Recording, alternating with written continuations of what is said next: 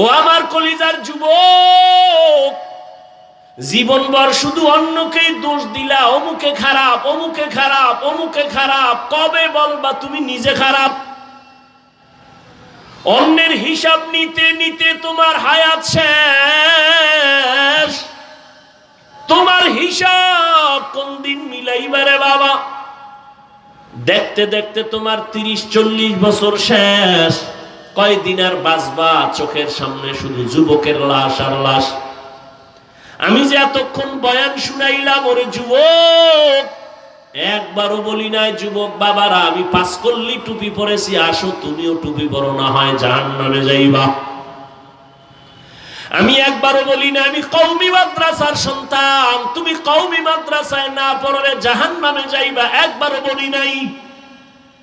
আমি দাওয়াত ও তাবলীগের লাইনের সন্তান, আমি পীরের মুরিদ, একবারও বলি নাই তুমি তাবলীগে যদি না যাও, পীরের কাছে না যাও, জাহান্নামে যাইবা, একবারও বলি নাই।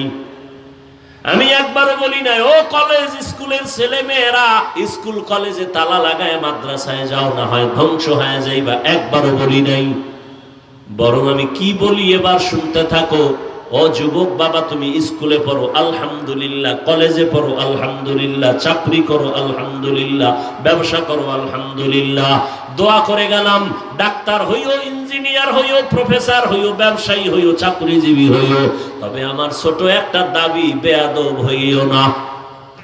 ডিসি সাহেব তার চেয়ারে বসে অফিস টাইমে ফাঁকে কোরআন তেলাওয়াত করে, এসপি সাহেবও তেলাওয়াত করে। আপনি কি এসপি হওয়ার পরে কোরআন শিখছেন? বলে না। আপনি কোরআন শিখলেন কই? বলে যে সকালবেলা আমার মা বাবা মক্তবে পাঠাইতেন, মক্তবে গিয়া কোরআন শিখে ফেলেছিলাম, তা ভুলি নাই। বাংলাদেশের জমিনে দাঁড়িয়ে কোনো নাস্তিক, কোনো ইহুদি, কোনো খ্রিস্টান, কোনো বৌদ্ধ, কোনো হিন্দু বলে নাই মক্তব বন্ধ করে দাও। কিন্তু এমন চক্রান্ত করেছে মক্তব অটো বন্ধ হয়ে গেছে। সকালবেলা মুয়াজ্জিন সাহেব ফজরের আজান দিতে যখন উঠেন, তখন আম্মাজান উঠেন সন্তানকে কেজিতে পাঠাবার জন্য। কেন? সেখানে গাড়ি ফ্রি, বই ফ্রি, নাস্তা ফ্রি, টাকা ফ্রি। মক্তব বন্ধ করো বলতে হয়নি, অটো মক্তব বন্ধ হয়ে গেছে। মাদ্রাসা বন্ধ করো কেউ বলার সাহস পায় না, ওয়াজ বন্ধ করো সাহস পায় না। এমন অপকৌশল চালাচ্ছে যে মানুষ ইসলাম পায় আলেম থেকে। সে আলেমদের প্রতি মানুষের অন্তরে ঘৃণা জমায়ে দাও। মানুষ যখন আলেমকে ঘৃণা করবে তখন তার পেছনে আর নামাজে দাঁড়াবে না, বয়ান শুনবে না। আস্তে করে ইসলাম দুর্বল হয়ে যাবে। বলতে হবে না ওয়াজ বন্ধ করো। এ কথাগুলো কেন বলছি? কিয়ামত পর্যন্ত আর কোনোদিন এক সেকেন্ডের জন্য নবীজি আসবেন না দাওয়াত দিতে, সাহাবায়ে কেরাম আসবেন না, আইম্মায়ে কেরাম আসবেন না, বড় বড় আউলিয়ায়ে কেরামও আসবেন না। কিয়ামত পর্যন্ত এই জাতিকে সঠিক পথ দেখাবেন, শান্তির ঠিকানা দিবেন একমাত্র, শুধুমাত্র, কেবলমাত্র উলামায়ে কেরাম। এখানেও সর্বাঙ্গে ঘা ঔষধ দিব কোথা? মানুষ মনে করে আলেম মানি হলো আখেরাতের বয়ান করবে, দুনিয়া এ সম্পর্কে তারা বুঝে না। যারা সচেতন একটু জবাব দিবেন, বেয়াদবি ক্ষমা চেয়ে নিচ্ছি। উলামায়ে কেরাম বয়ান করবেন মন গড়া না কোরআন সুন্নাহর আলোকে? বলুন তো, কোরআন হাদিসে কি শুধু আখেরাতের কথা আছে, দুনিয়ার কথা নাই? দুনিয়ার কথা অল্প আছে না পুরাটাই আছে? শুধু রাজনীতির কথা নেই কি? তো অনেকে বলে হুজুর ওয়াজ করবেন, রাজনীতির ওয়াজ করবেন না, রাজনীতি করবেন না। তার মানে বুঝাইতে চায় ধর্ম আর রাজনীতি আলাদা। হ্যাঁ, এ দুনিয়ার পচা ধান্দাবাজি, চান্দাবাজি রাজনীতি আলাদা হতে পারে, কিন্তু সুলাইমান নবীর রাষ্ট্র পরিচালনার রাজনীতি, ইউসুফ নবীর রাষ্ট্র পরিচালনার রাজনীতি, রহমতুল লিল আলামিনের রাষ্ট্র পরিচালনার রাজনীতি, আবু বকর, ওমর, ওসমান, আলী রাদিয়াল্লাহু আনহুম আজমাইনদের রাষ্ট্র পরিচালনার রাজনীতি এটা ধর্ম থেকে আলাদা না। যে বলবে আলাদা তার ঈমান আলাদা। এক সময় তো আমাদের মনে আছে, আমার মনে আছে, ছাত্র জীবনে ওলামায়ে কেরাম শুধু লেখাপড়া, ছাত্র নিয়ে, মসজিদ নিয়েই ব্যস্ত থাকতেন, মাঠে ময়দানে আসতেন না। আলেম মাঠে আসছেন কেন? চান্দাবাজার, ধান্দাবাজারা আলেমদেরকে মাঠে নামতে বাধ্য করেছে। বলে ইসলামের রাজনীতি নেই, তার মানে ওরা লুটে পুটে খাবে। ওরাও জানে ইসলাম সঠিক, ওরাও জানে শান্তি ইসলামে আছে আর কোথাও নাই, এরপরও মানে না কেন? ওদের চুরি চলবে না, দুর্নীতি চলবে না, চান্দাবাজি ধান্দাবাজি চলবে না। এই কারণে ওরা ইসলামের কথা বলে কিন্তু মানে না। এখান থেকে একটা শব্দ লিখে রাখবেন, যারা ইসলাম বা ধর্মের কথা বলে পালন করে না, এরাই শুধু ধর্ম ব্যবসায়ী। এই কথাটা কেউ হুজুরদের উপরে চাপায় দেয়, হুজুরেরা ধর্ম ব্যবসায়ী। ধর্ম ব্যবসায়ী তারা যারা ধর্মের কথা বলে পালন করে না। আমরা কি পালন করি না? আমরা কেন ব্যবসায়ী? আল্লাহ হেদায়েত দান করুন। ভোটের আগে টুপি পরে, জীবনে টুপি পরে না, এরা ধর্ম ব্যবসায়ী। মাজার জিয়ারতে যায় ভোট পাওয়ার আশায়, এরা ধর্ম ব্যবসায়ী। কোন আলেম প্রচলিত খারাপ শব্দে ধর্ম ব্যবসায়ী না।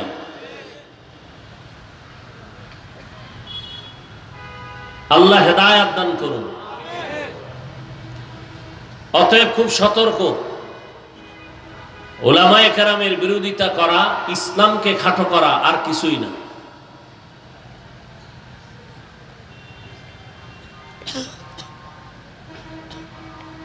একটা কথা আবার বলছি, একটু আগে একটা বলছি লিখে রাখতে, এখন আর একটা বলতেছি, এটাও লিখে রাখবেন। 200 টাকা খরচ করে এরকম একটা পেস্টুন বানাবেন, 2.5 ফিট 3 ফিট, লিখে রাখবেন বড় করে, এরপরে ফ্রেমে বাঁধাই করে টানায় রাখবেন।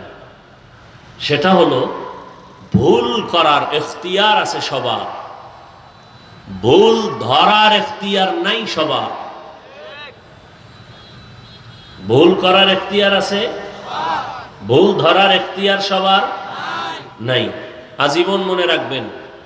1 মিনিট একটা উদাহরণ দিচ্ছি। ধরে নেন আপনাদের মসজিদ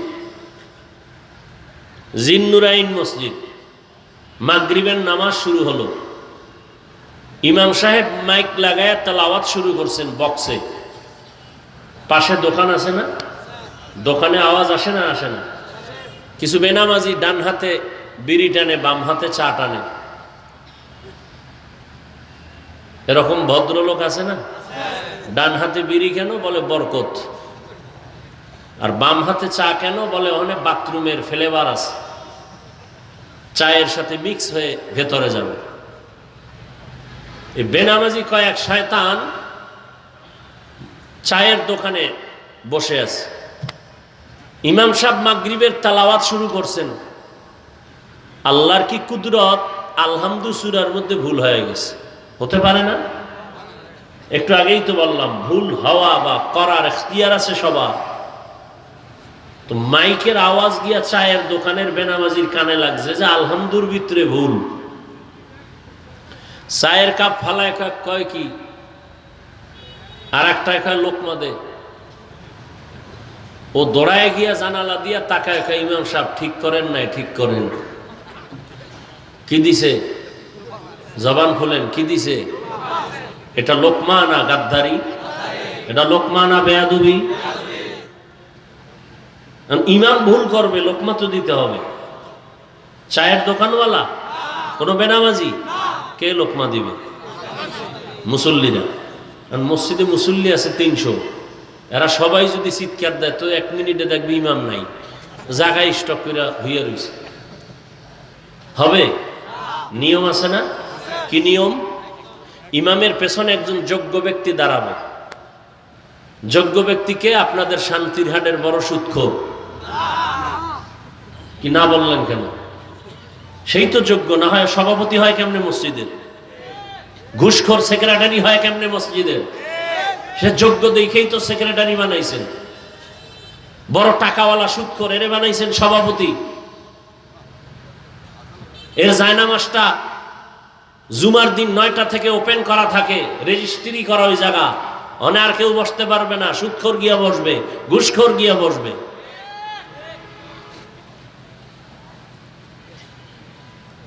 এমন একজন যোগ্য ব্যক্তি দাঁড়াবে যে ইমামের নামাজ যদি ছুটে যায় বাকি নামাজ গিয়া পড়াবে, ইমাম পেছনে আসবে। অথবা আয়াতের মাঝখানে অর্থ যদি ব্যবধান হয়ে যায় লোকমা দিবে। এটা হলো লোকমা। এখান থেকে শিক্ষা গ্রহণ করবেন। ওলামায়ে কেরাম আমার দেশের মাথার মুকুট, ভুল করতেই পারেন, তাদের ভুল বা হলে লোকমা দিবেন। অন্য ওলামায়ে কেরাম ভিন্ন কেউ লেখবে বা বলবে, এটা লোকমা নয়, এটা বেয়াদবি, গাদ্দারি, বেঈমানি। কোন আলেমের বিরুদ্ধে গায়রে আলেম কিছু লেখবে আর বলবে আমি সতর্কবাণী দিলাম, সতর্ক তোমার জন্য, আলেমের জন্য না, খুব সাবধান, এটা লোকমা নয়, এটা বেয়াদবি।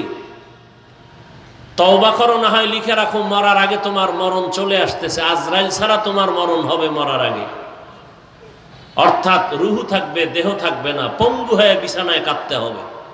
চোখের সামনে যা দেখেছি এ সমস্ত বেয়াদবদের পরিণাম ফল। আমি নাম বললে অনেকে ফেসবুকের গোলাম যারা চিনে ফেলবা, আমি নাম বলবো না। আমি সতর্ক করতে চাই, আমিও সতর্ক হতে চাই।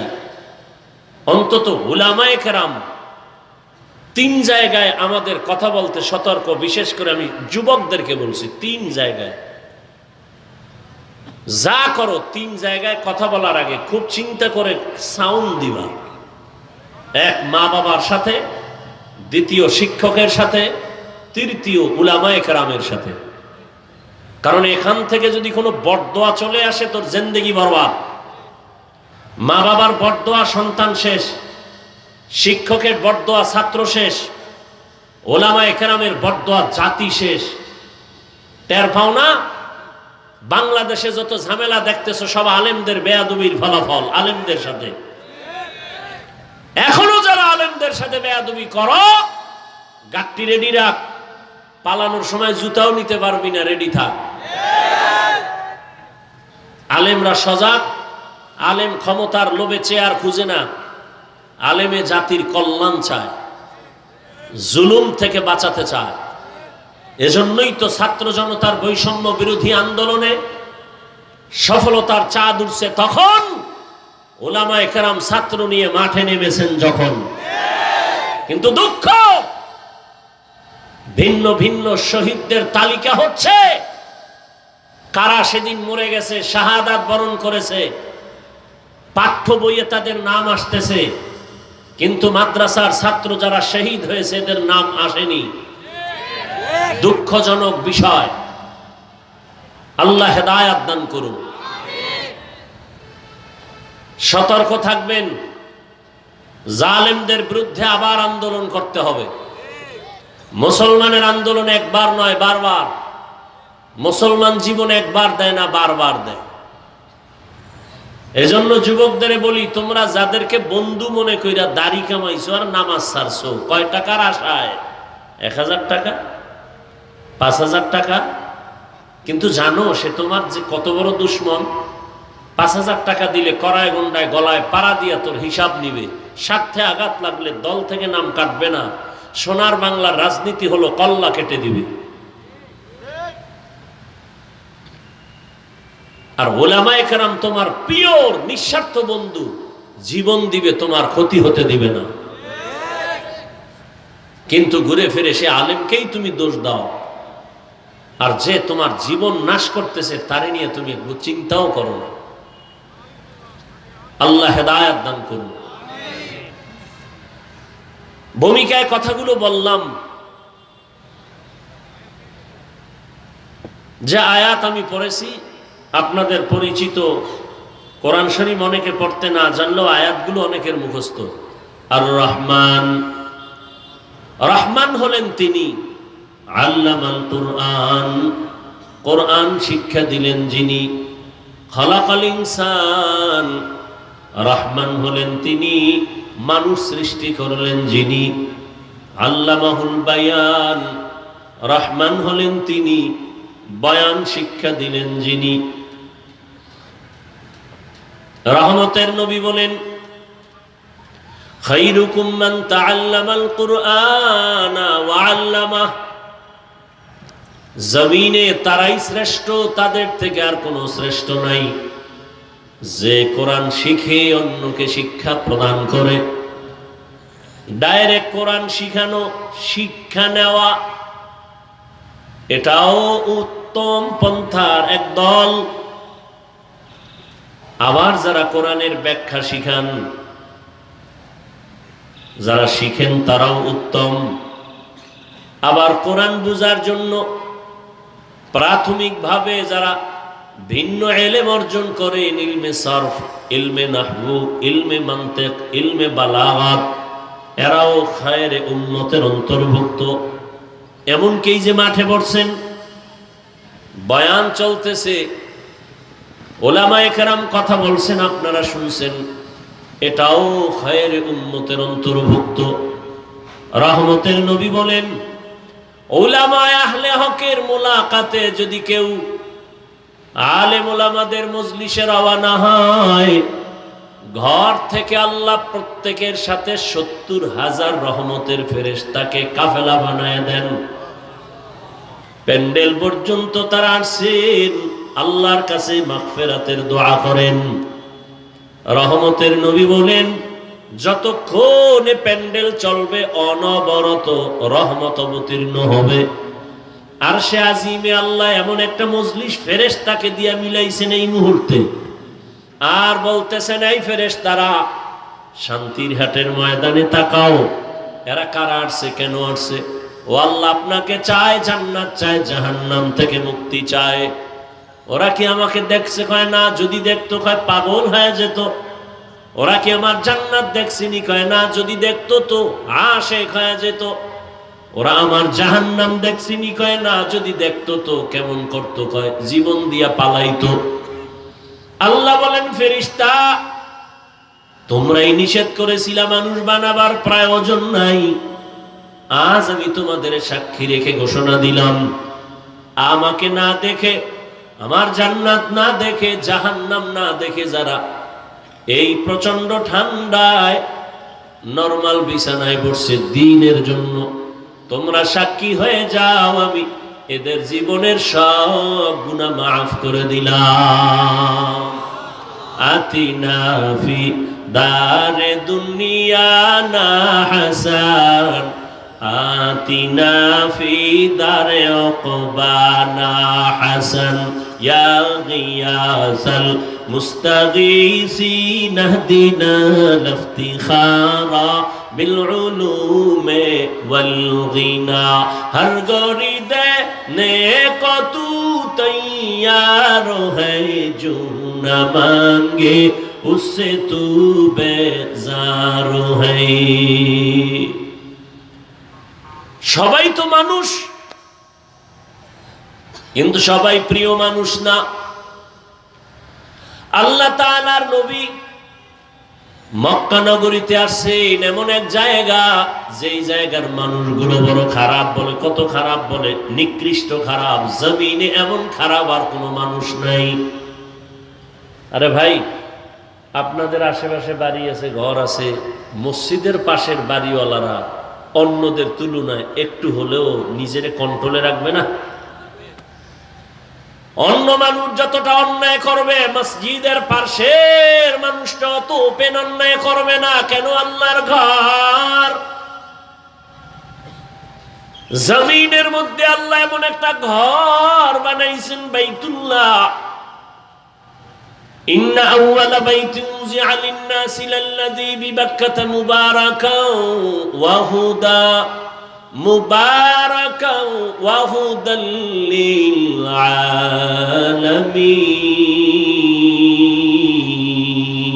আলামিন।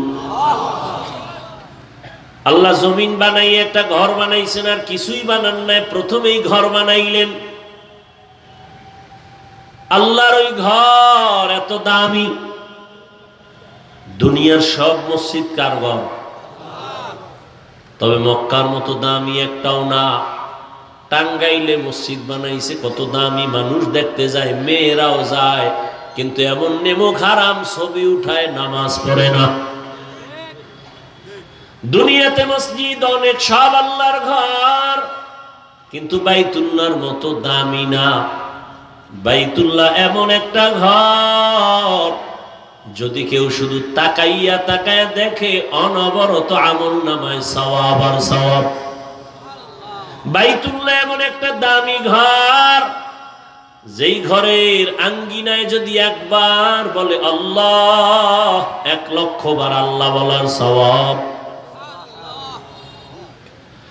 ওই বাইতুল্লাহর পার্শ্বের মানুষ অন্যদের তুলনায় একটু হলেও তো ভালো হওয়ার কথা, কিন্তু ইতিহাস সাক্ষ্য মক্কার মতো চরিত্রহীন, লম্পট আর জমিনে আর কোথাও ছিল না এত খারাপ। মক্কার মানুষ কেন এত খারাপ? বাইতুল্লাহ উলঙ্গ হয়, নারী পুরুষ তাওয়াফ করে, পশু জবাই করে, রক্ত বাইতুল্লাহর দেওয়ালে মাখে, বরকত। বাইতুল্লাহর পাশের মানুষগুলো এত কেন খারাপ? এর অনেকগুলো জবাব, এর মধ্যে একটা মূল জবাব হলো এদের কোনো মুরব্বি নাই। কি নাই? ঈসা নবী চলে গেছেন, আমার নবী আসবেন, এর মাঝখানে কোনো মুরব্বি নাই। যেই জাতি মুরব্বি মানে না, এদের ধ্বংস মরার আগেই শুরু হয়ে যায়। আল্লাহ মানুষ বানায় নবী পাঠাইলেন, নবীরা মানুষকে আখিরাত ও দুনিয়াতের কল্যাণের পথ দেখাবেন। আস্তে আস্তে আস্তে আস্তে শেষ নবী আসলেন, রহমতের নবী। নবী মানুষের দাওয়াত দেন, তাও দুনিয়াতে আসার পর না, 40 বছর পর রহমতের নবী দাওয়াত শুরু করেছেন। 40 বছরের আগে রহমতের নবী আমার নামাজের কথা বলেন না, কালেমার কথা বলেন না, জিকিরের কথা বলেন না, তেলাওয়াতের কথা বলেন না।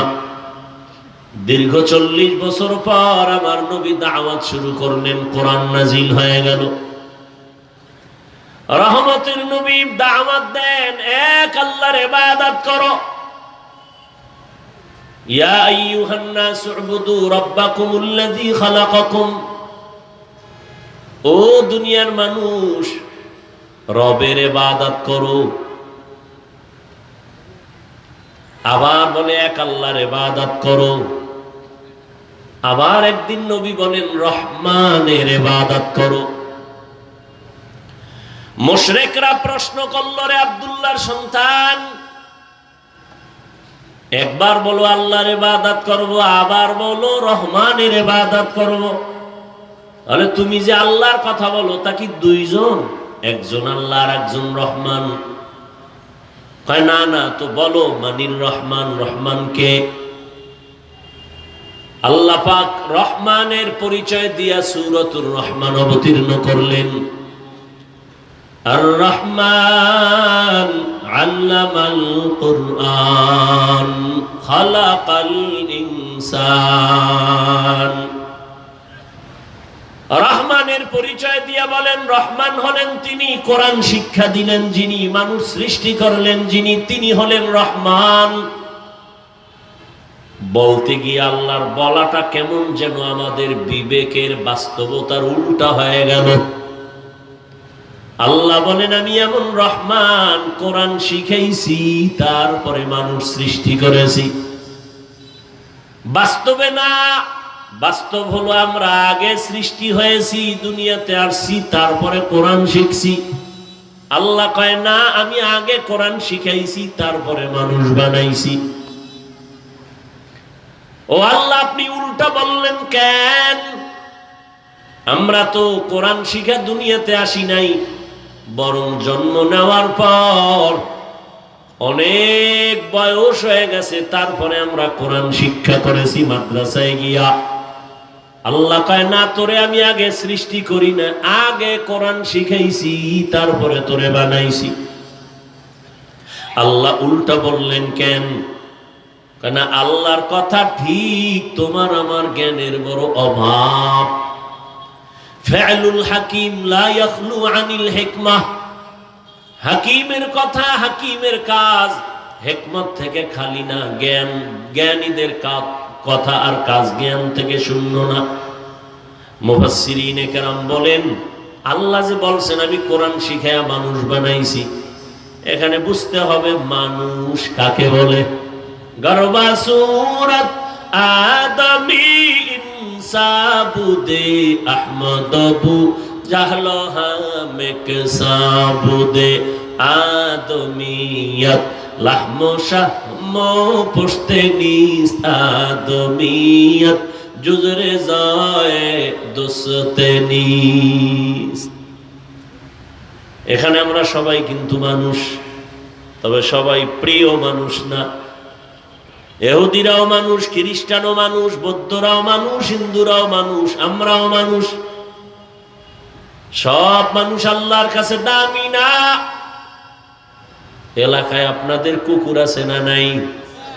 সব কুকুর দামি না। আসহাবে কাহাফের সাথে যেই কুকুরের সম্পর্ক এটা দামি, জান্নাতে যাবে। এলাকায় গরু আছে অনেক, সব গরু আল্লাহর মাখলুক, কিন্তু সব গরু দামি না। মূসা নবীর সাথে যেই গাভীটার সম্পর্ক এটা দামি, জান্নাতে যাবে। পিপিলিকা অভাব নাই আপনার ডানে বামে, কিন্তু সব আল্লাহর মাখলুক, সব পিপিলিকা দামি না। পয়গম্বর সুলাইমান নবীর সাথে যেই পিপিলিকার কথা হয়েছে জান্নাতে যাবে, দামি হয়ে গেছে। সব মানুষ, তবে সব দামি না। কোন মানুষ দামি বলে বুঝো? জমিনে যত মানুষ আছে এটা মোটামুটি 3 দলে ভাগ করা। এক দল হলো বংশগত মানুষ, আর এক দল হলো জন্মগত মানুষ, আর এক দল হলো গুণগত মানুষ। বংশগত মানুষের দাম নাই, জন্মগত মানুষেরও দাম নাই। আল্লাহর আদালতে একমাত্র গুণের মানুষের দাম। মানুষের বংশে যার জন্ম সে বংশগত মানুষ। আমাদের বংশগত পিতা পয়গম্বর আদম, আমরা বংশগত মানুষ। আব্বা জান আমার জন্মগত বাবা, আমি তার জন্মসূত্রে সন্তান, আমি জন্মগত মানুষ। আল্লাহর কাছে বংশগত মানুষ হইয়াও জান্নাত পাওয়া যাবে না, জন্মগত মানুষের পরিচয়ে জান্নাত পাওয়া যাবে না। আল্লাহর কাছে একদল মানুষ জান্নাত পাবে, দুনিয়ায় সম্মান পাবে, ওই মানুষ হলো গুণের মানুষ। আদমিয়ত লাহমো শাহমো পুশতেনিস আদমিয়ত জুজরে যায় দোস্তেনিস। আদমিরা আদমিয়ত লাজেমাস উদরা গরবুনা বাশুদহি জামাস। আবু জাহল মানুষ, আমার নবীও একজন। সূরা প্রায় এক, কিন্তু আবু জাহালের নাম শুনলে মানুষ ঘৃণা করে। আবু জাহাল মানুষ, ওমর মানুষ। আবু জাহাল শয়তানের বন্ধু, আর ওমরের দেখলে শয়তান পালায়। কে সেই ওমর? তরবারি নিয়ে দৌড়ায় আমার নবীকে জবাই করার জন্য। রহমতের নবীর চেহারা মুবারক এক নজর দেখিয়া তরবারি ফালায়, বলে কালেমা পড়ায়া দেন। এতক্ষণ ছিলাম আমি ওমর, জন্মগত মানুষ, বংশগত মানুষ, এখন আমি গুণের মানুষ হতে চাই। নবী বলে ওমর হাতটা বাড়ায়া দাও। রহমতের নবীর হাতের সাথে হাত লাগাইলেন। রহমতের নবী কুদরতের নজরের তাওয়াজ্জু দিলেন। ওমরের কলবের পাওয়ার বেড়ে গেল। এমন পাওয়ার বাড়ছে, ওমর রাস্তা দিয়া চলে, বলা লাগে না এই শয়তান আসবি না, এমনি পালায়। যুবক মদের বোতল নিয়ে চলতেছে, মদ পান করবে, রাস্তা দিয়ে হাঁটে, হাসি তামাশা করে, মদের বোতল। হঠাৎ করে নজর পড়ছে ওমর আসতেছে, ভয় আতঙ্কিত হয়ে গেল। এখন কি করবে? ওমর যদি দেখে তো কল্লা ফেলে দিবে, কথার আগে তরবারি রেডি। এমন ভাবে তওবা করছে মনে মনে, আল্লাহ ওমরের হাত থেকে বাঁচাও। ওমর সামনে আইসা বোতল দেখে, এই বোতলের মধ্যে কি এদিকে দে। যুবক কাঁপতে কাঁপতে বোতলটা বের করছে, বোতলের ভেতরে মদ। ভয় ভয়, কিন্তু আল্লাহর কুদরত। ওমর হাত দিয়া বোতলটা ধরা মাত্র তাকায় দেখে পুরা বোতলের মধ্যে এক ফোঁটাও মদ নাই, পুরাটাই দুধে ভরা সাদা। পুরা কি দুধ। ভাইরা আমার, গুণের মানুষ হলে তার কাজের মধ্যেও গুণ প্রকাশ পায়। মানুষ হইতে পারি না, এরপর তো গুণের মানুষ। মাওলানা হইতে পারছে, মানুষ মাওলানা বলে, কিন্তু মানুষ হতে পারিনি। মানুষ তো ছিলেন এই পটিয়ার মধ্যে মুফতি আজিজুল হক রহমাতুল্লাহ আলাইহি, যাদের হাতে হাত লাগলে একটা দুনিয়াদার মানুষ আখেরাত মুখী হয়ে যাইত। মানুষ তো ছিলেন জিরির তৈয়ব রহমাতুল্লাহ আলাইহি, মানুষ তো ছিলেন এই জমিনের ভেতরে বড় বড় খতিবে আজম সিদ্দিক আহমদ রহমাতুল্লাহ আলাইহি, মানুষ ছিলেন মুফতি ফয়জুল্লাহ রহমাতুল্লাহ আলাইহি। এরা ছিলেন মানুষ। আমরা সুরাতে মানুষ, কিন্তু ভেতরটা কুত্তার থেকে খারাপ। কুত্তা জান্নাতে যাবে, আমি জান্নাতে যেতে পারবো কিনা সন্দেহ। চরিত্র এত খারাপ। অল টাইম আমার জবানে মিথ্যা কথা চলে, মোবাইলে মিথ্যা চলে, গীবত চলে, গীবত। দুইজন এক জায়গায় হলে গীবত, মোবাইলের কথা দিয়ে গীবত, এত গীবত, এত গীবত। ইয়া আইয়ুহাল্লাযীনা আমানু, ইয়া আইয়ুহাল্লাযীনা আমানু ইজতানিবু কাসীরাম মিনায-যন্ন ইন্না বা'যায-যন্নি ইসমুন ওয়া লা তাজাসসাসু ওয়া লা ইয়াগতাব বা'যুকুম বা'যা আইয়ুহিব্বু আহাদুকুম আন ইয়াকুলা লাহমা আখিহি মাইতান ফাকারিহতুমুহু ওয়াত্তাকুল্লাহ ইন্নাল্লাহা তাওয়াবুর রহিম।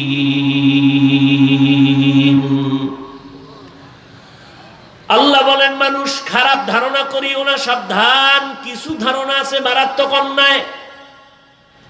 আল্লাহ নিজেই প্রশ্ন করেন, এই মুমিনেরা তোমরা কি পছন্দ করো মারা ভাইয়ের গোশত খাবা?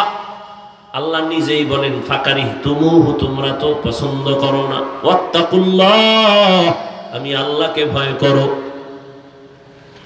আল্লাহর দরবারে গুণের মানুষের দাম।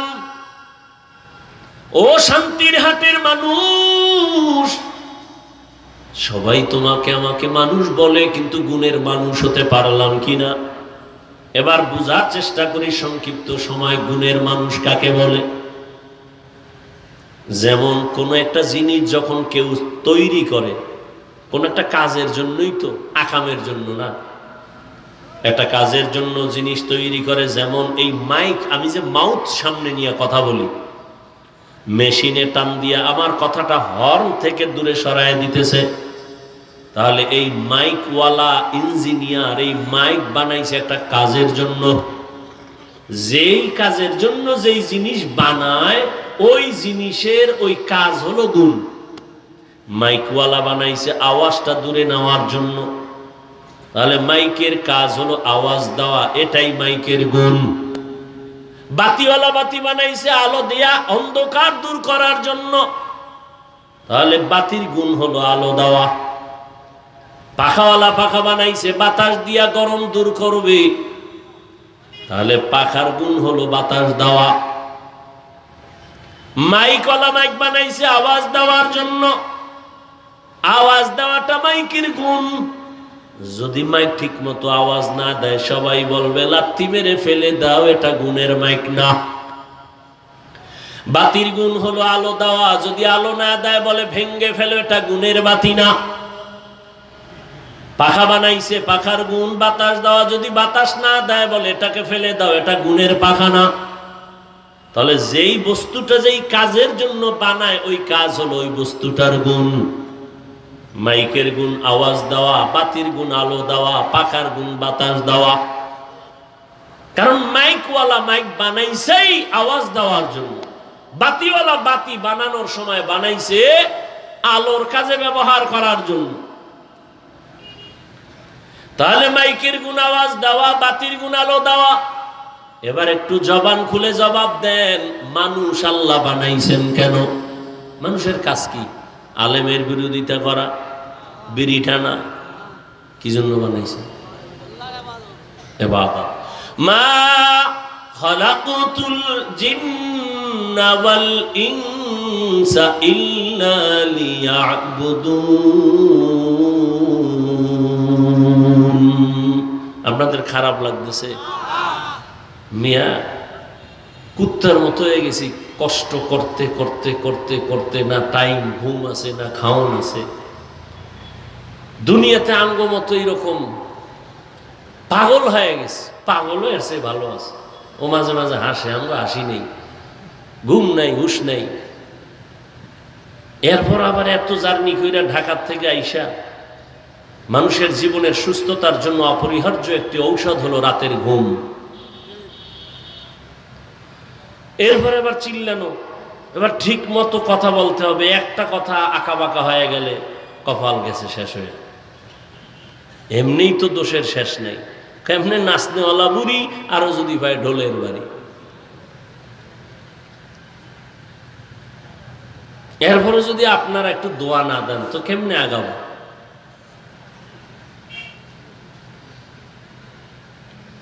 আল্লাহ সবাইকে কবুল করেন। মানুষ আল্লাহ বানাইছেন ইবাদতের জন্য।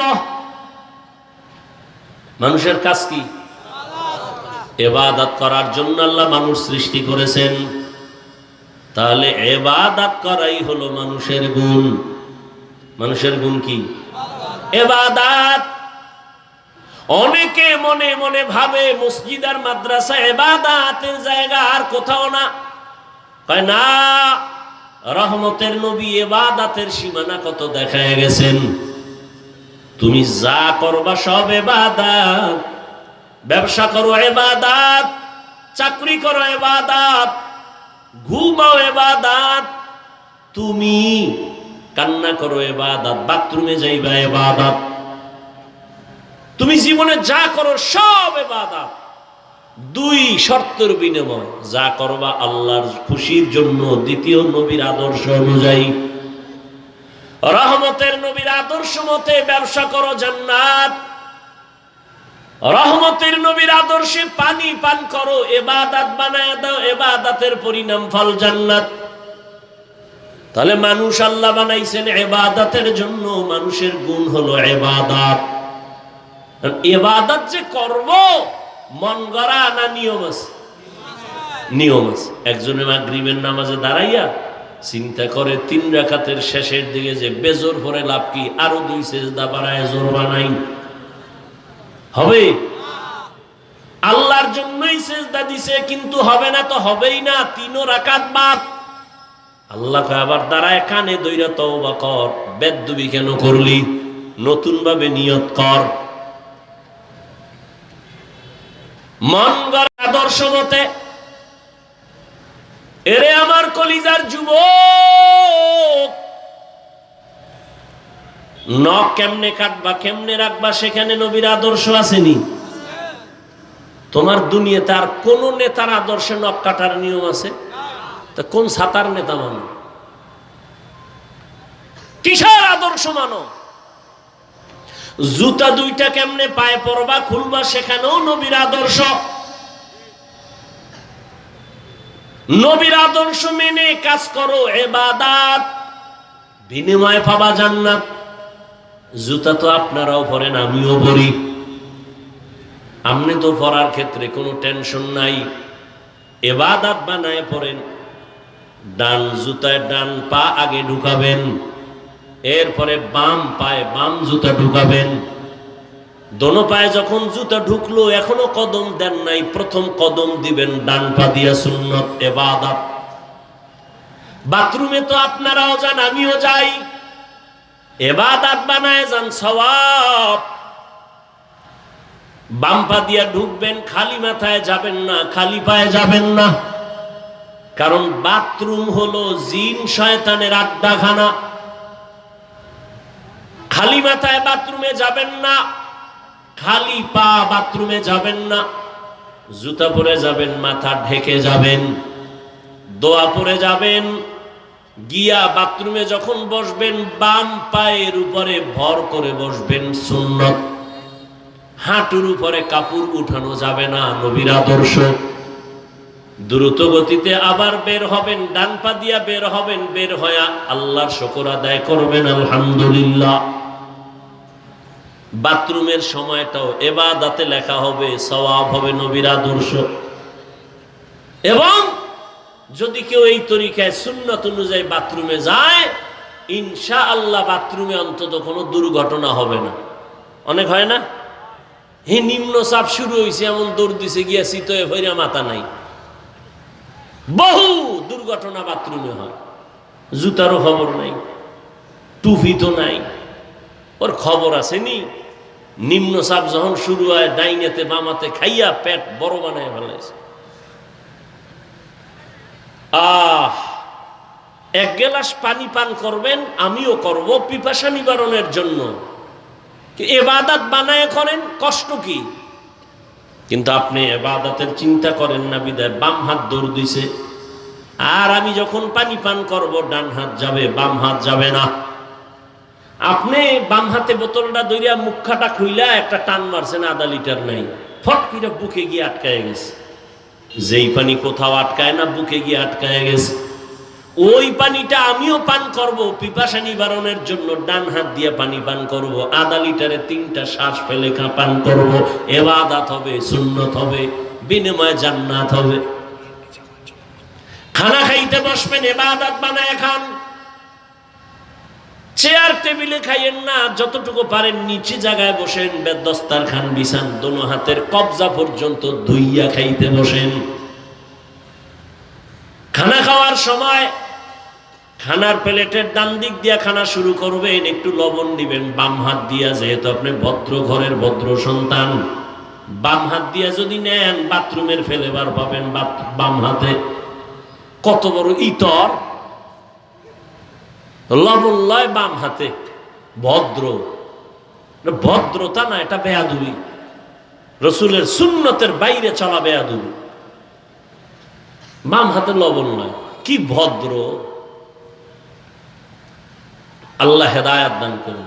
ওই এক হুজুরে কইছিল, হোটেলে খাইতে বসছে কিছু ভদ্রলোক, তো খানা দানা পার্শ্বে আর এক জায়গায় এক হুজুর বইছে, সফরের টাইম। তো হুজুরে প্লেটের খানাটা আঙ্গুল দিয়া ভালো করে চেটে চেটে খাচ্ছে। তো ওই ভদ্রলোকেরা হুজুর দেখলেই তো চান্দি গরম, তো একটু বাঁকা নজরে তাকায়, কয় আমগো দেশের বিলাইও এরম খায় না, এরম চাইটা খায় না, বিড়ালেও। হুজুরের কথাটা লাগছে। ওরা কেমনে খাইলো? প্লেটে খানা, বাইরে খানা ফালায় জ্বালায় খায়। হুজুরের কইছে, হুজুর কি কথা কম জানেনি? হুজুর কয় আমগো দেশের কুত্তায় ওরম খায় না।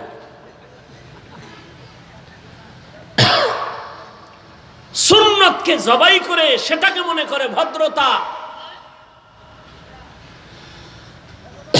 আল্লাহ হেদায়াত দান করুন। দোনো হাতের কবজা দিয়া খাইতে বসো, সুন্নাত মানে না। হুজুর গো কথা কানে ঢুকে না। করোনা যখন আইছে, এবার পকেটে মেডিসিনের বোতল লইয়া কতক্ষণ যায়, হাতে মাখে আর ধোয়। আমারও কয় ধুইবেন নি। তুমি 50,000 বার ধুইলেও কোনো সওয়াব নাই, যেহেতু তুমি করোনার ভয়ে ধুইতেছো। আর আলেম ওলামারা পাও ধরে ধরে বয়ান করছে, সুন্নত হিসাবে হাত ধুইয়া খাইতে বসো, দোনো হাতের কবজা পর্যন্ত ধুইও। তবে যেই প্লেটে খানা খাইবা ওই প্লেটে নয়, ভিন্ন জায়গায়। খানার কথা যেহেতু বলে ফেললাম, একটা শক্ত সুন্নতের কথা বলি। শুধু নিয়ত করবেন না, আমার সাথে পাক্কা ওয়াদা করবেন। আমি বয়ানে ওয়াদা করাই না, আজকে ওয়াদা করাবো। খানা খাওয়ার সময় আপনি যে খানার জুটা হয়, কাটা হয়, হয় না? এগুলো পানিতে ফেলে দেন। আজকে থেকে ও নিয়ত না, পাক্কা ওয়াদা করবেন কোন কাটা জুতা পানিতে ফেলবেন। কি ভদ্রলোকেরা নিয়ত করা যায়? হাত দেখান লাগবে, ও বহুত ধোকা দিয়েছেন, হাত দেখায় আমগো। কখনোই কাটা জুতা পানিতে ফেলবেন না, কারণ আপনার জুতা পাক, আপনার মুখের খানা রস অতৃপ্তির যেটা থেকে যায় জুতা, এটার জন্য আরো 3 শ্রেণীর প্রাণী অপেক্ষায় থাকে খাওয়ার জন্য। আপনার জুতা খাবে বিড়াল, আপনার জুতা খাবে কুকুর, আপনার জুতা খাবে জিনেরা। পানিতে যদি ফেলে দাও মজা চলে যাবে, হক নষ্ট হবে। যারা জুতা পানিতে ফালায় তারা বিড়ালের হক নষ্ট করে, কুকুরের হক নষ্ট করে। অথচ মানুষের জুতা খাওয়ার জন্য বিড়াল অপেক্ষা করে, কুকুর অপেক্ষা করে, জিনেরা অপেক্ষা করে। তোমার এত সম্মান, তোমার জুতাও যেন নাপাক জায়গায় না যায়। তোমার জুতা খাওয়ার জন্য 3 প্রাণী অপেক্ষা করে। বিড়ালের হক নষ্ট করবা না, না জানি আল্লাহ বেজার হইলে কপালে আগুন লেগে যাবে। হাদিস শরীফে নবী বলেন, এক আল্লাহর বান্দি জীবন ভর নেক আমল করেছেন, জীবনের শেষ ভাগে একটা বিড়াল তার ঘরে আসে, খাঁচার মধ্যে আটকায় দিছে, খানা দেয় না, না খাইয়া বিড়াল মারা গেছে। রহমতের নবী বলেন, ও সাহাবায়ে কেরাম, ওই মহিলার এত জীবনের নেক আমল বিড়ালের কষ্ট দিয়া মাইরা ফেলাইছে। এক পর্যায়ে গাইবি আওয়াজ, ও আল্লাহর বান্দি, তোমার জীবনের সব নেক আমলগুলো বরবাদ হয়ে গেল। এটা বিড়ালের সাথে এই জুলুমে যদি এই অবস্থা হয়, যারা মানুষের সাথে জুলুম করো,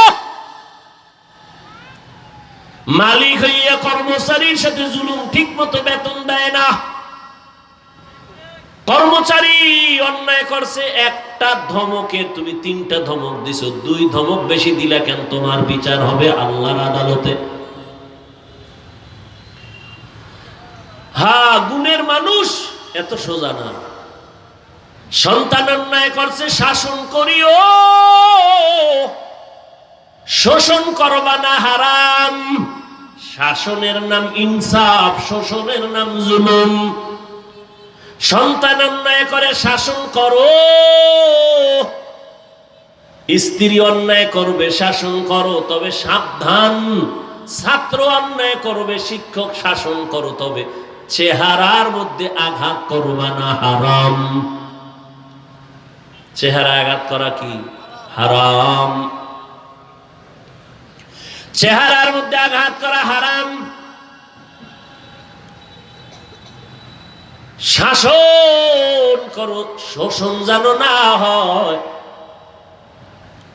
ছাত্র অন্যায় করছে, একটা বেতের বাড়ি পাওয়ার মতো 2 বেতের বাড়ি দেওয়া, দ্বিতীয়টা জুলুম। আবার বেতের বাড়িটা যে দিবেন, ওজন কত? কিছু বেতের বাড়ির ওজন আছে আধা কেজি, আর একটার ওজন আছে 1.5 কেজি, আছে না?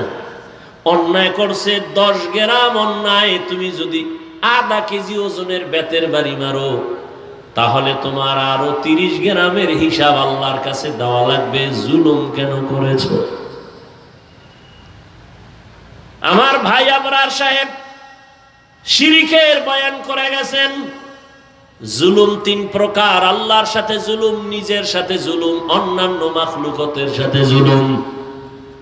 আল্লাহর সাথে জুলুমের নাম শিরিক। শিরিকের উপরে বয়ান করে গেলেন, জুলুম যে করে সে জালেম, জালেমের বিচার হবে মরার আগে। রাসূলের হাদিস, ক্বালা রাসূলুল্লাহ সাল্লাল্লাহু আলাইহি ওয়া আলিহি ওয়া সাল্লাম, ইসনানি ইউআজ্জিলুহুমাল্লাহু ফিদ দুনিয়া, আল উকুক আল বাগয়ু ওয়া উকুকুল ওয়ালিদাইন, আও কামা ক্বালা an-নবী আলাইহিস সালাতু ওয়াস সালাম। 2টা অন্যায় আছে, যে অন্যায়টা করলে বিচার হবে মরার পরে না আগে। এক অন্যায়ের নাম জুলুম, করলেই মরার আগে বিচার। আর এক অন্যায় হলো মা বাবার সাথে বেয়াদবি। মা বাবার সাথে যদি বেয়াদবি করো, মরার আগে বিচার হবে। আল্লাহ তাআলা বলেন আমার কাছে গুণের মানুষের দাম। ভুলে গেছেন নি মানুষের গুণের নাম কি? গেছে, ভুলে গেছে কি? ইবাদত। জীবনে যা করবেন ইবাদত। স্কুলে পড়েন, চাকরি করেন, ব্যবসা করেন, ডাক্তারি পড়েন, ইঞ্জিনিয়ারিং পড়েন, সব ইবাদত। মন গড়া না নবীর আদর্শ অনুযায়ী? নবীজির আদর্শ মেনে লেখাপড়া করেন, মা বাবার দোয়া নিয়ে চলবেন, শিক্ষকের দোয়া নিয়ে চলবেন, উলামায়ে কেরামের নেক নজর নিয়ে চলবেন, জীবনটা ধন্য হয়ে যাবে। এবারে ইবাদত মানুষের গুণ, কিন্তু ইবাদতটা করবেন কোন সিস্টেমে, নিয়ম কি? বলে নিয়ম আছে কোরআনের ভেতরে। আমি তো কোরআন পড়তে জানি না। যারা পড়তে জানে, বুঝে, আলেম ওলামা, তার কাছ থেকে কোরআন শিখা, ইবাদতের নিয়ম জানিয়ে ইবাদত করো, তাহলে তুমি গুণের মানুষ। তাহলে গুণের মানুষ হওয়ার জন্য লাগবে ইবাদত, ইবাদতের নিয়ম শিখতে লাগবে কোরআন, কোরআন বুঝতে হলে লাগবে উলামায়ে কেরাম। আল্লাহ এই দিকে ইঙ্গিত করে বলেন আর রহমান আল্লামাল কুরআন খালাকাল ইনসান। যারা আল্লাহর কোরআন বুঝিয়া ইবাদত করবে তারা গুণের মানুষ, আর গুণের মানুষেরা বিনা হিসাবে জান্নাতে যাবে। তাহলে গুণের মানুষ তো ইবাদত কইরা হবে, আর ইবাদত তো কোরআন শিখা ইবাদত করতে হবে। তাহলে শেষ ফলাফল কি হইল? কোরআন শিখার পরেই তো মানুষ গুণের মানুষ হবে।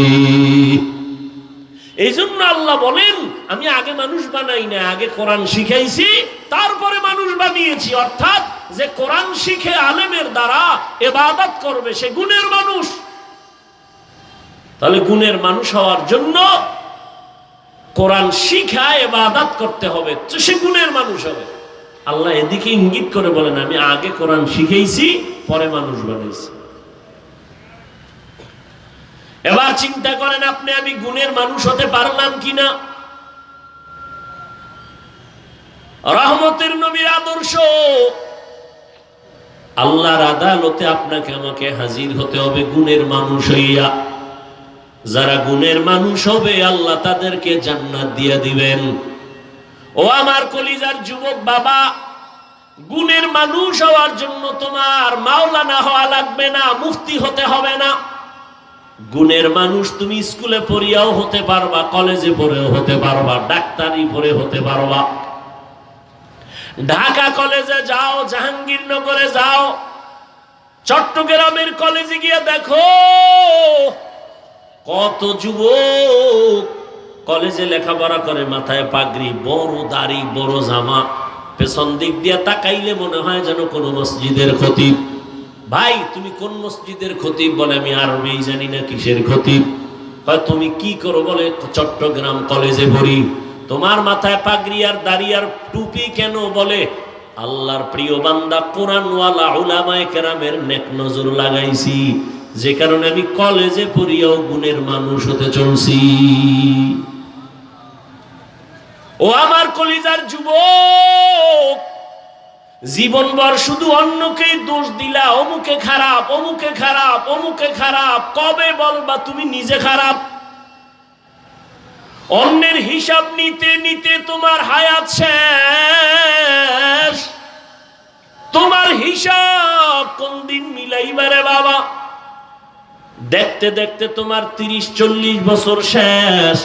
কয়দিন আর বাঁচবা? চোখের সামনে শুধু যুবকের লাশ আর লাশ। আমি যে এতক্ষণ বয়ান শুনাইলাম, ওরে যুবক, একবারও বলি নাই যুবক বাবারা আমি 5 কল্লি টুপি পরেছি, আসো তুমিও টুপি পরো, না হয় জাহান্নামে যাইবা। আমি একবারও বলি না আমি কওমি মাদ্রাসার সন্তান, তুমি কওমি মাদ্রাসায় না পড়লে জাহান্নামে যাইবা, একবারও বলি নাই। আমি দাওয়াত ও তাবলীগের লাইনের সন্তান, আমি পীরের মুরিদ, একবারও বলি নাই তুমি তাবলীগে যদি না যাও, পীরের কাছে না যাও, জাহান্নামে যাইবা, একবারও বলি নাই। আমি একবারও বলি নাই ও কলেজ স্কুলের ছেলে মেয়েরা স্কুল কলেজে তালা লাগায় মাদ্রাসায় যাও, না হয় ধ্বংস হয়ে যাইবা, একবারও বলি নাই। বরং আমি কি বলি এবার শুনতে থাকো। ও যুবক বাবা, তুমি স্কুলে পড়ো আলহামদুলিল্লাহ, কলেজে পড়ো আলহামদুলিল্লাহ, চাকরি করো আলহামদুলিল্লাহ, ব্যবসা করো আলহামদুলিল্লাহ। দোয়া করে গেলাম, ডাক্তার হইও, ইঞ্জিনিয়ার হইও, প্রফেসর হইও, ব্যবসায়ী হইও, চাকরিজীবী হইও, তবে আমার ছোট একটা দাবি, বেয়াদব হইও না। যদি বেয়াদব মার্কা ডাক্তার হও তো রেডি থাক, তাসনিমার মতো জুতা খায়া পালাতে হবে। ডাক্তার হইও বেয়াদব হইও না, ইঞ্জিনিয়ার হইও বেয়াদব হইও না, প্রফেসর হইও বেয়াদব হইও না। ঢাকা কলেজের প্রফেসর আহমদ শরীফ এমন বেয়াদব, ওর কপালে কবরও হয় নাই। কেউ যে একটু জিয়ারত করবে কবরে গিয়ে, ওর কবরই নেই। কেমন সান কপালেই বদমাস, তোর কবরই হয় নাই। এমন প্রফেসর এই দুনিয়াতে হয়ে লাভ নাই। এজন্য বলে গেলাম, ডাক্তার হও, ইঞ্জিনিয়ার হও, স্কুলে থাকো, কলেজে পড়ো, মাদ্রাসায় ভুলেও আইবা না। খবরদার, যদি মন তৈরি হয় তওবা করো। কারণ আমগো মাদ্রাসা আলেম ওলামার অভাব নাই, ছাত্রের অভাব নাই, সব জায়গায় ভিড় আর ভিড়। আর অবস্থা বড় খারাপ, আদমের খবর নাই। একটা মা বাবাকে সন্তান ভয় করবে, কিন্তু এখন জমিন উল্টে গেছে। সব সময় মা বাবা আতঙ্কে থাকে, সন্তানের ভয় কোন দিন জানি আবার গায়ে হাত তুলে। ছাত্ররা ভয় করবে শিক্ষকের, কিন্তু শিক্ষক অল টাইম ভয়ে থাকে, কোন সময় জানি ছাত্র বেয়াদবি করে। কেমন দুনিয়াতে জন্ম নিলাম। যাই হও না হও, আদৌ বলা ডাক্তার হইও, আদৌ বলা একজন ইঞ্জিনিয়ার হইও। আর আদৌ বলা যদি হতে চাও, মা বাবার দোয়া লাগবে, শিক্ষকের দোয়া লাগবে, আলেম ওলামার নেক নজর লাগবে। ও আমার কলিজার যুবক, মা বাবার মনে কষ্ট যদি দাও, জীবনে তোমার সফলতা আসবে না, আল্লাহর জাতের কসম। শিক্ষকের মনে যদি কষ্ট দিয়া বরদোয়া নাও, লেখাপড়ার জিন্দেগি হারায় যাবে, আর পাইবা না। ওলামায়ে কেরামের মনে কষ্ট দিয়া যদি বরদোয়া নাও, আদর্শ জীবনে খুঁজে পাইবা না। এবার আমার যুবক বাবারা বলো, তুমি মনে মনে মনে মনে বলতেছো, ভাবতেছো, এটা কেমনে সম্ভব? ডানে বামে তাকায় দেখো, তোমার মতো যুবক স্কুলে পড়ে, কলেজে পড়ে, চাকরি করে, ব্যবসা করে, 5 ওয়াক্ত নামাজি আসেনি। সত্য কথাটা স্বীকার করতে কষ্ট হয় না?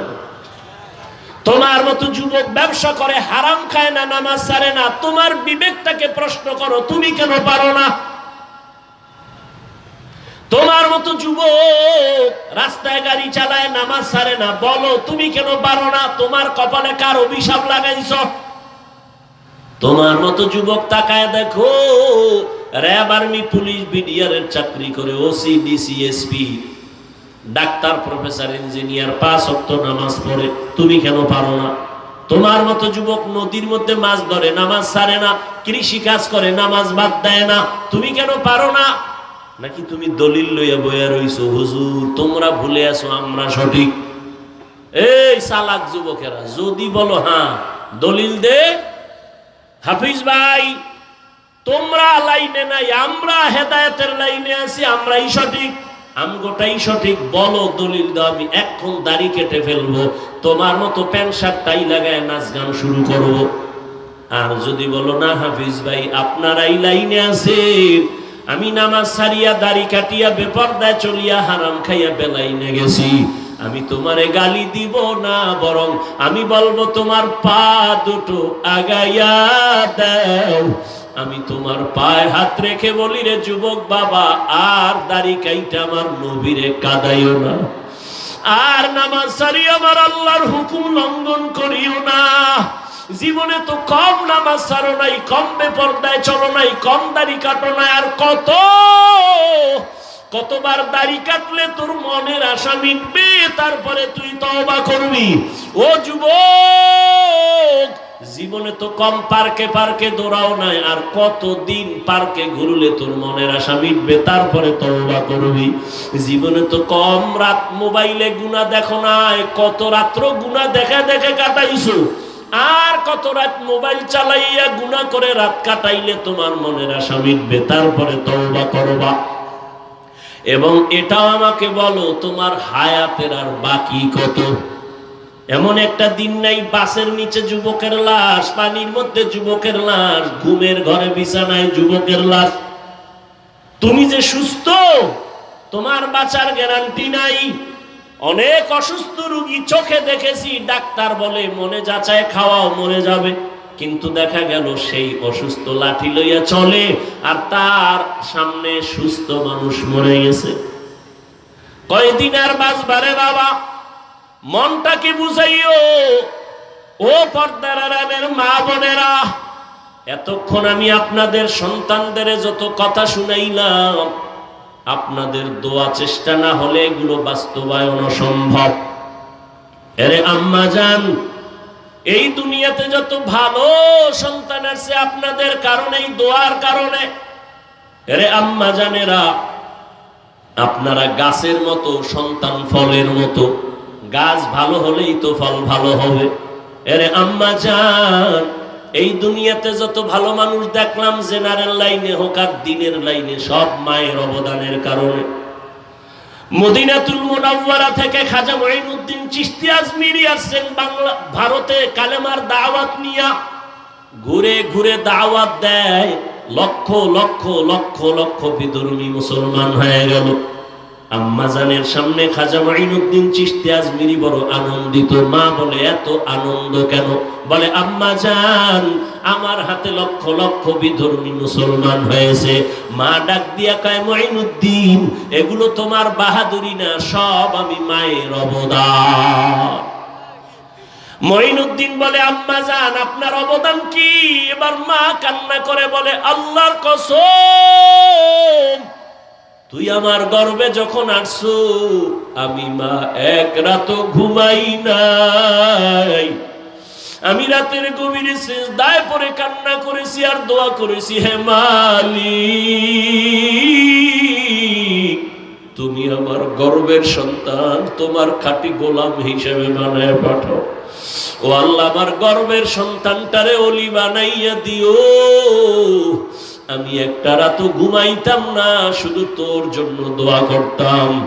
ও মঈনুদ্দিন বাবা, তুই যেদিন দুনিয়াতে আসছো, আমি মা তোরে যতক্ষণ দুধ পান করাইছি, আমি মা তোর মুখে একটা ফোঁটা দুধও বিনা অজুতে দেই নাই। বিনা অজুতে এক ফোঁটা দুধও তোর মুখে দেই নাই রে বাবা। ও পর্দার আড়ালের মা, আপনাকেও তো আল্লাহ সন্তান দান করেছেন। মন কি চায় না একটা আদর্শ সন্তানের মা হইয়া কবরে যাবেন? ওরে আম্মা জান, আপনার মতো কত মা এখনো আছে, পর্দা করে, স্বামীর মাল হেফাজত করে, মোবাইলে সময় নষ্ট করে না, বেপর্দায় চলে না। আপনারা কেন পারবেন না? এখনো সময় আছে, তওবা করেন আর নামাজ ছাড়বেন না, বেপর্দায় চলবেন না, স্বামীর মাল খেয়ানত করবেন না, সন্তানগুলো আদর্শওয়ালা বানানোর চেষ্টা করবেন। আপনার সন্তানকে ডাক্তার বানান, ইঞ্জিনিয়ার বানান, বেয়াদব যেন না হয়। আপনার সন্তানের ব্যবহারে কখনো যেন মা বাবা, শিক্ষক, ওলামায়ে কেরাম কষ্ট না পায়। এখনো সময় আছে, তওবা করেন। ও আমার কলিজার যুবক বাবারা, আল্লাহর কাছে তওবা করো, মনে মনে বলো, হে আল্লাহ, জীবনে তো গুনাহ কম করি নাই, আর কত গুনাহ করব রে মালিক, কোন দিন মরণ হবে জানা নাই। জীবনে কত দাড়ি কাটলাম, বেপরদায় চললাম, হাতের গুনাহ, চোখের গুনাহ, অন্তরের গুনাহ করলাম, আর গুনাহ করব না, গুনাহ নিয়ে কবরে যাব না। এখন থেকে তওবা করব, মরিয়া গেলে যাব আর দাড়ি কাটবো না, নামাজ ছাড়বো না, বেপরদায় চলবো না, মা বাবার সাথে বেয়াদবি করব না। ওলামায়ে কেরামের দোয়া নিয়া, শিক্ষকের নেক নজর নিয়া, নবীজির তরিকা মেনে চলবো। তওবা করার মতো যদি নিয়ত হয়, মুনাফিকি না থাকে, খাঁটি তওবার নিয়ত যাদের আছে, দুটো হাত আমার আল্লাহকে দেখাইয়া দেন। আয় আল্লাহ, হাতগুলো কবুল করে নেন, তওবা কবুল করে নেন, তওবার উপরে মজবুত হইয়া চলার তৌফিক দান করেন, আমিন। আলহামদুলিল্লাহি রাব্বিল আলামিন, والصلاة والسلام على سيد الأنبياء والمرسلين وعلى